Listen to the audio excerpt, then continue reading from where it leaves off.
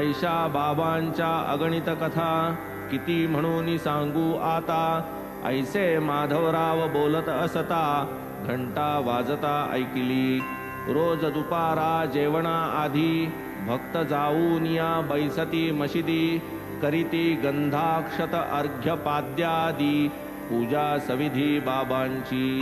तदनंतर ती पंचारती बापू साहेब जोग करीती। भक्ती प्रेमे ओवाळीती आरत्या म्हणती भक्तजन। त्या आरतीची निदर्शक भली घंटा घण वाजू लागली। आम्ही मशिदीची वाट धरिली मनीषा फिटली मनाची। माध्यान्ह समयीची ही आरती नरनारी मिळून या करीती। स्त्रिया मशिदीत वरती पुरुष खालती मंडपी। मंगलवाद्यांची या गजरी तासाची या झणत्कारी। आरत्या म्हणती उच्चस्वरी हर्ष निर्भरी ते धवा।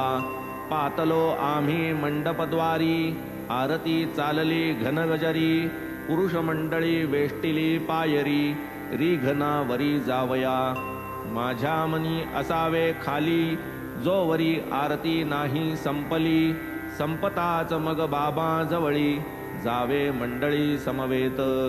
म्हणून मी जो मनी आणिले माधवराव पायरी चढले। कराग्री धरून मजही ओढिले जवळी नेले बाबांचे। बाबा निजस्थानी स्थित स्वस्थ मने चिलीम पीत। समोर जोग पंचारती ओवाळीत घंटा वाजवीत वाम करे। ऐशा त्या आरतीचे रंगी माधवराव बाबांचे दक्षिण भागी। स्वये बैसती मजही बैसविती सन्मुख स्थिती बाबांचे।